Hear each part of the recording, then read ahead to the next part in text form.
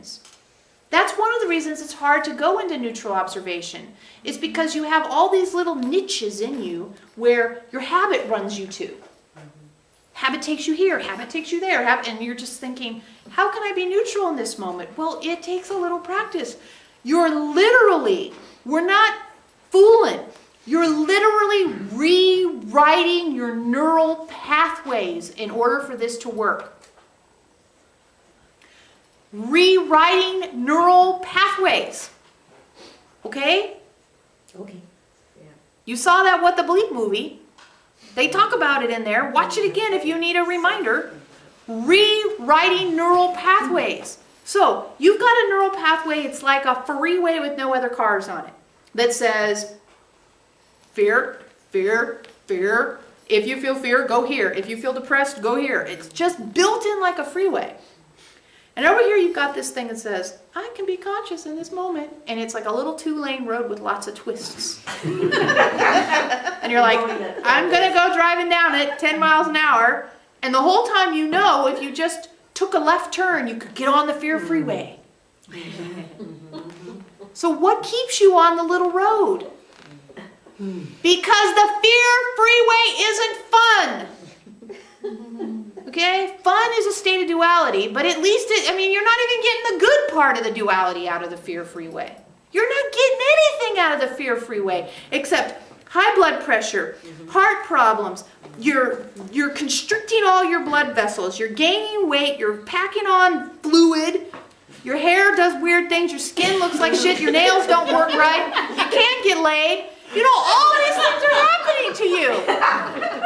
And you're living on the fear freeway. Woohoo! Wind in my hair. And you're settling for wind in your hair on the fear freeway as if that's good enough.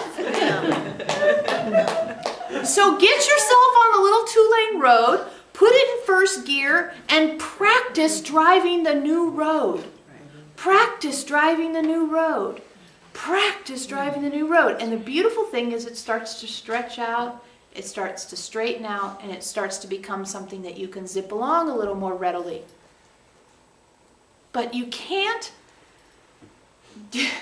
okay, you can't be driving down the fear freeway and say, you know, this isn't really working out, but I just don't see any other option. There's just no option. I can't think of any other choices. Nothing ever changes in my life. Fifth gear. Nothing changes. Nothing happens. I'm so sick of this, but nobody seems to have any other things going on that work. And we're flying above you going, did you forget the off-ramp? Off-ramp! Off-ramp! Off-ramp! Off-ramp! Off-ramp! Off-ramp!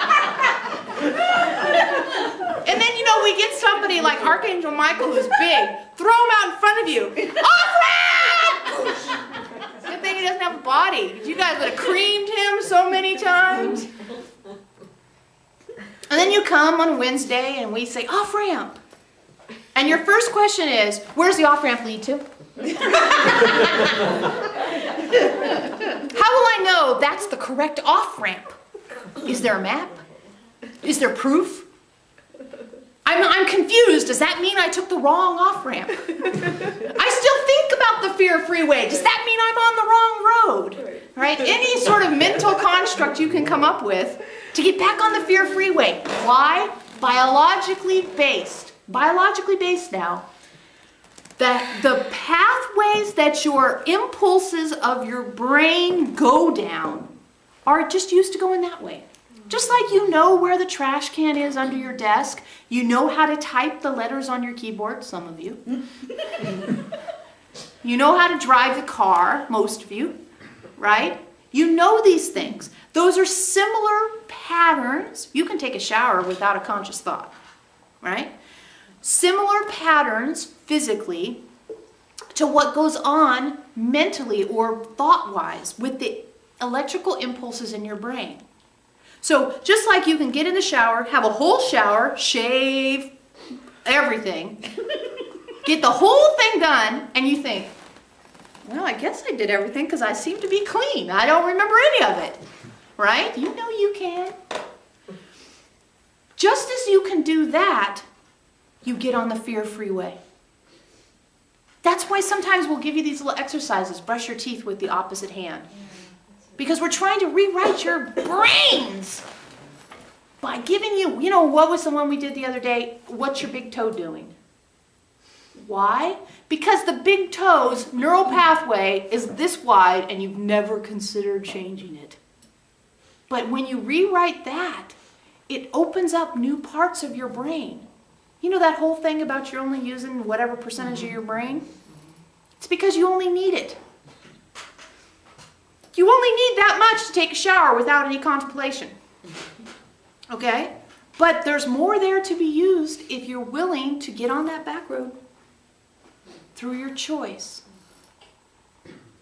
And don't give in to asking very little of your relationships and of your incarnation. Don't ask so little. You have the golden ticket. And all you want is wind in your hair down the fear freeway. There's more for you. There's more for you. But you have to make the spiritual choice using your free will to get on that little back road and rewrite those neural pathways. And if there isn't an aha, look for it. Because remember, that is so ingrained in you. And it's not just ingrained in you, the personality sitting in front of us now. It's ingrained in you DNA. Your DNA is set up this way. This thing like, let's say the Super Bowl. Well, let's say something even more fun than that. Obama's inauguration, if you like Obama, or take the Super Bowl if you don't. Whatever. Something big, right? Where the tickets are hard to get. So few people get a ticket to it. Everybody else has to watch on TV. It's like having a ticket to something big like that and sitting in your car in the parking lot and listening to it on the radio. Like, you could have been inside, dude. What are you doing out here? Well, I thought the ticket was for me to sit in the car in the parking lot and listen to it on the radio. Well, look at your ticket. Man, you're on the 50-yard line. You got a chair at Obama's inauguration. You could go sit at the... You don't have to stand. No. No, you read it wrong. Look here. It just says, sit in your car and listen on the radio. And we go, no, it doesn't! It says something else. Read it one more time, please. And you're like, nope, that's all it gives me. So, some people need to be shooken up in order to look at it again. You're making the spiritual choice to look at it again and to keep looking at it until it says something else. Trusting us and other teachers and those momentary states when you've experienced something outside of duality.